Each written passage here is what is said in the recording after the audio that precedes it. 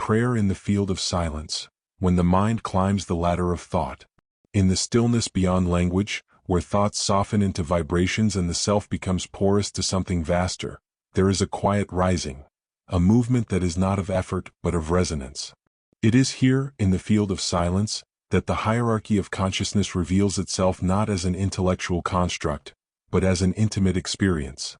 Thought, that mysterious sculptor of our inner world, takes form in layers, in frequencies, in patterns of coherence or fragmentation.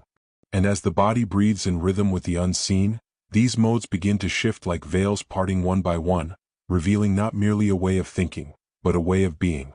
The first veil is dense, opaque, heavy with fear and forgetfulness.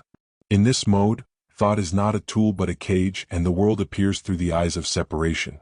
This is the mode of ignorance, not ignorance in the sense of lack of information, but in the deeper, more primal forgetting of essence.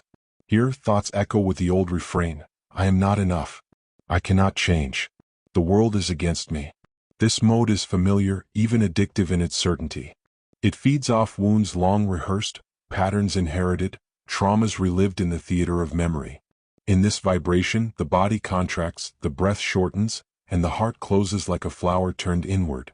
Thought in the mode of ignorance is reactive, looping, self-fulfilling. Every perception reinforces its own narrow lens. The quantum field, vast, infinite, responsive, remains untapped, for this mode is blind to possibility. It sees only what has been, not what could be. It believes the past is prophecy and the self, a prisoner of history. This is the voice of the program, the automatic pilot of consciousness that repeats ancient scripts, not out of malice but out of momentum. And yet this too is sacred. For even in the darkness of this mode there is a longing, a whisper beneath the fear, that senses more. It is the ache of the soul, pressing against the walls of its own forgetting. And that ache, when honored, becomes the first prayer. Not a prayer of words, but of turning. A subtle shift in attention. A breath taken not in panic, but in presence. And in that breath, the veil begins to lift. The second mode arrives with movement, with fire. This is the mode of passion, where thought becomes energy in motion. Here, the mind is no longer shackled by despair, but stirred by desire. The heart beats faster, chasing goals, dreams, experiences. This is the realm of striving, for love, for success, for recognition, for pleasure. It is a more vibrant frequency than the fog of ignorance, but still rooted in the outer world. Its joy is real but conditional. Its light, beautiful but flickering. In this mode, thought is creative but often compulsive. It seeks the next thing, the next high, the next achievement, hoping to outrun the void. The quantum field is engaged but selectively, shaped by the will, not surrendered to the whole. One might meditate to manifest, visualize to control, affirm to manipulate reality into serving one's wants. It is a step upward, yes, but not yet free. For passion still binds us to outcome, to identity, to the illusion that fulfillment lies in possession. Still, this mode is a threshold. It is the dance of the fire before it becomes light. It is the phase where many awaken, not through contentment but through the exhaustion of craving.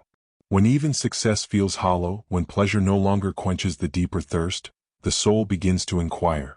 And inquiry is the ember of transformation. The passion that once looked outward begins to turn inward. And what once was desire becomes devotion. The third mode is the silence after the storm. The still water that reflects the sky. This is the mode of goodness, not in a moral sense but in a vibrational one. It is the return to coherence, to the natural rhythm of being.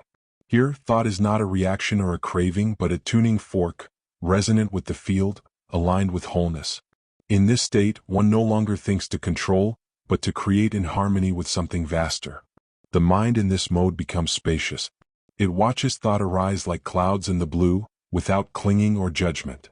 Emotion flows but is not suppressed or dramatized. Love becomes a baseline frequency, not an event. Gratitude is not something one feels occasionally, but the lens through which reality is perceived. This is not a state of passivity but of powerful presence.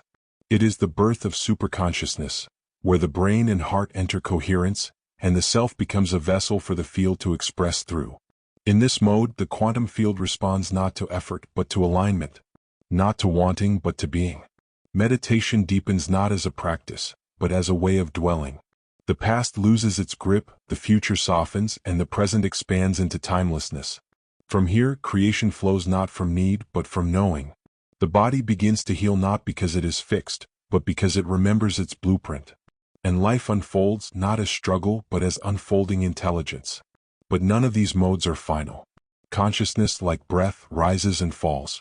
We fluctuate, we forget, we return. Even the sage descends, even the beginner ascends. What matters is not perfection, but orientation. The willingness to see where we are, and to choose again. So this prayer is not a plea for instant elevation, but a commitment to the gentle art of returning. Returning from fear to curiosity, from craving to clarity, from confusion to presence. Each time we choose to step out of the loop, to pause before reacting, to breathe before speaking, we ascend the ladder of thought. And though the climb is invisible, the results are not. In the field of silence, these modes are not distant philosophies. They are here now, inside the rhythm of this moment. Notice how the body feels when it believes a fearful thought. Notice the tension, the contraction. Then notice the spark when desire stirs, the restlessness, the drive. And finally, feel the opening when you release both, when you sit in the stillness between them and simply witness. This is the space of goodness, the place where choice is born. So breathe. Let this moment be the altar. Let the breath be the offering. Let awareness be the prayer. Not because you must achieve something, but because you long to remember who you are when you stop trying to be. When the mind returns to stillness, the heart speaks.